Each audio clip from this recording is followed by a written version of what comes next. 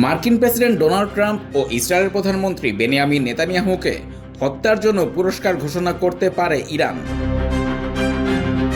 British সংবাদ মাধ্যম the টেলিগ্রাফের এক প্রতিবেদনের দাবি, ট্রাম্প ও নেতানিয়াহুকে হত্যার জন্য পুরস্কার ঘোষণার একটি বিল ইরানের পার্লামেন্টে তোলা হয়েছে। গত ফেব্রুয়ারিতে ইরানে যুক্তরাষ্ট্র ইসরায়েলের হামলায় তৎকালীন সর্বোচ্চ নেতা আয়াতুল্লাহ আলী খামেনি সহ শীর্ষ নেতাদের নিহত হওয়ার প্রতিশোধ হিসেবেই নেওয়া হয়েছে এই উদ্যোগ।